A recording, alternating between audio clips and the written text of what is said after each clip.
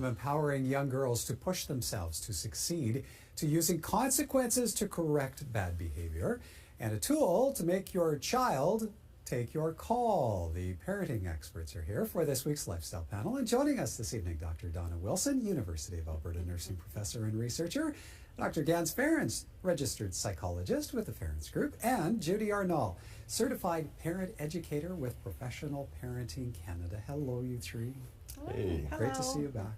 All right, let's get started. A new leadership program launched by the Women's Centre in Calgary received a big funding boost this month. The centre's Girl Up program was awarded a $10,000 grant by Status of Women Minister Stephanie McLean. The program aims to help girls ages 14 to 17 build confidence and leadership skills, which will serve them throughout their lives. I hope that your participation in this program is just the beginning. From the bonds that each of you share to the relationships that you're creating now, that they will be support networks that will help you throughout your lives as you move on, and that you will take away a newfound sense of leadership and also responsibility to make the world a little bit better than the way that you found it. Donna, how helpful do you think programs like this can be? Well, I think they're extremely important.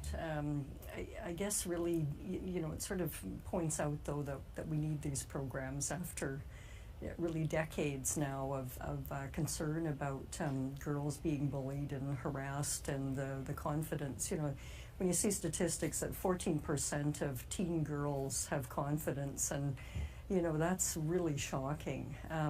So programs like this are absolutely essential. What concerns me, though, you know, a $10,000 program, that's a pretty small program. When you look at the Status of Women, they gave out $1.5 million last year for 34 programs across Canada.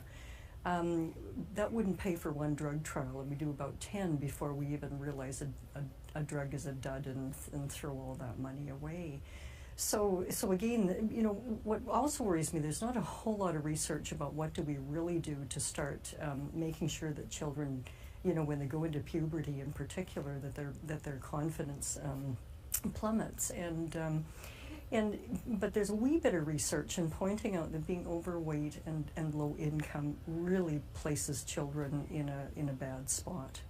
And we have a lot of overweight girls now, so we really need to be teaching girls how to stick up for themselves, and we really need to be teaching boys in society how to treat girls better. Absolutely. What needs to come from home, Gans?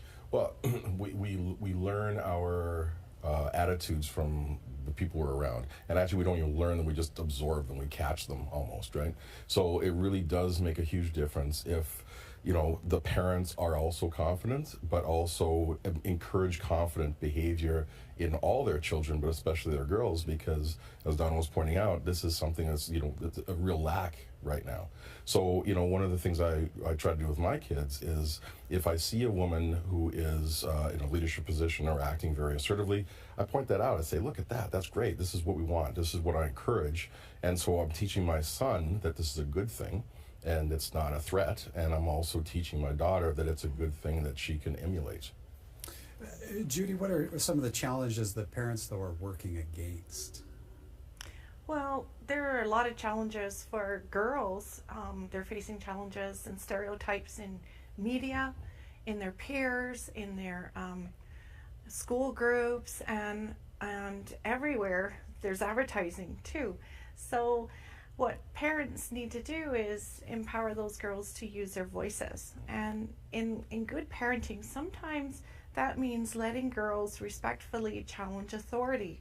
And that could be you, but validating, hearing them, what they say, and seriously considering their voices and what they need, their advocacy, and also encouraging them in leadership positions, for sure. And Judy, at how early an age? I know we're talking about teens here with this program, but I think it starts a lot earlier. Like, as soon as girls can talk, if they find that people listen to them and they don't interrupt them, it goes all the way up to teens. And it's not just one program, it's years, starting from age 12 all the way to 18.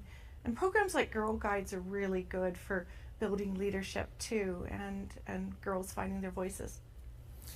And Gans, I know you talk to your kids about this, but dads, what do we? Oh yeah. How do we take this forward? Specifically, dads. Yeah. Well, so we have a twofold responsibility. One, we have to model good behavior for the other males in terms of respecting and encouraging strong women in our society. Because the bottom line is, the more diversity we have in any organization, especially in a leadership position, the better all of us are, right? And we don't have nearly enough female representation in leadership positions across Canada, and so we need more of that. So when we can encourage that and show that example to the boys and the other men, but then also really listen to our girls and respect our wives and other women, and show that that encourages the girls and the women to continue to do what they're doing, and just makes all of us function better.